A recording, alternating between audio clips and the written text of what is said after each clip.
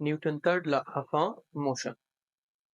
Newton third law of motion जो है इसकी कॉन्सेप्ट ये है कि जब भी हम किसी बॉडी के ऊपर एक्शन फोर्स अप्लाई करते हैं तो वो बॉडी हमारे ऊपर रिएक्शन फोर्स अप्लाई करती है।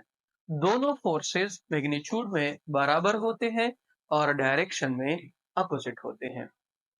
फर्ज करें आपके पास एक फुटबॉल है, ये एक फुटबॉल है, ठीक है, और यहाँ पे एक लड़का है। ये लड़का इस फुटबॉल के ऊपर फोर्स अप्लाई करता है, एक्शन फोर्स। कौन सा फोर्स?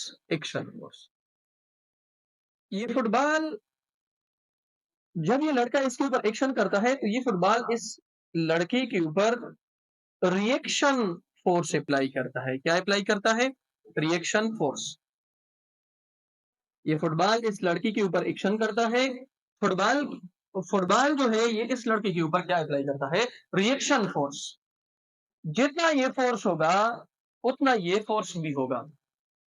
दोनों का मैग्नीट्यूड क्या होगा? सेम, लेकिन एक इस डायरेक्शन में है और एक इस डायरेक्शन में है।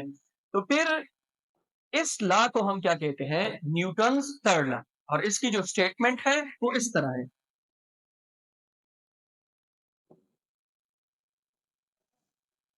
इसकी स्टेटमेंट में हम क्या कहते हैं कि every for every action there is equal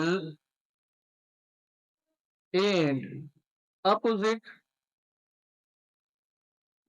reaction. For every action there is equal and opposite reaction. हर एक एक्शन का एक रिएक्शन होता है जो मैग्नीट्यूड में तो बराबर होते हैं और डायरेक्शन में अपोजिट होते हैं। एक और मिसाल है, ये मेरे पास एक वॉल है। मैं इस वॉल के ऊपर एक बॉल जो है वो स्ट्राइक करता हूं। इस वॉल की तरफ मैं इसको फेंकता हूं।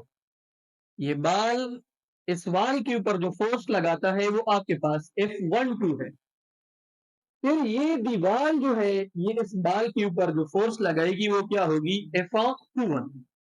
दोनों फोर्सेस मैग्नीट्यूड में बराबर होंगे और डायरेक्शन में अपोजिट होंगे।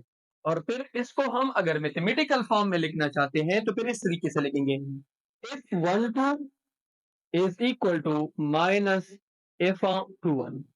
यहाँ पे जो F12 है वो फोर्स है जो फर्स्ट बॉडी सेकंड के ऊपर अप्लाई करती है, और F21 जो है वो फोर्स है जो सेकंड बॉडी फर्स्ट के ऊपर अप्लाई करती है। और नेगेटिव साइन क्या शो करता है?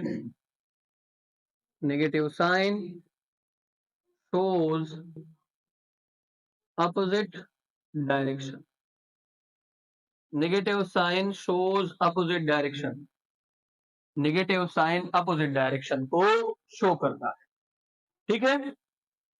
अच्छा, तो एक चीज जो आप लोगों ने अपने साथ नोट करनी है वो ये है कि न्यूटन थर्ड लॉ जो है उसमें एक्शन और रिएक्शन कभी भी न्यूट्रलाइज नहीं हो सकते हैं। कभी भी न्यूट्रलाइज नहीं हो सकते हैं। Forces can not neutralise each other.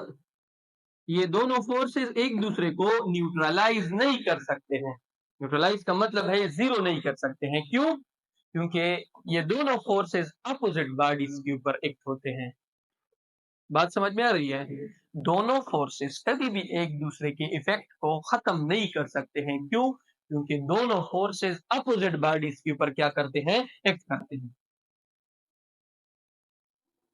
Both forces act on opposite bodies.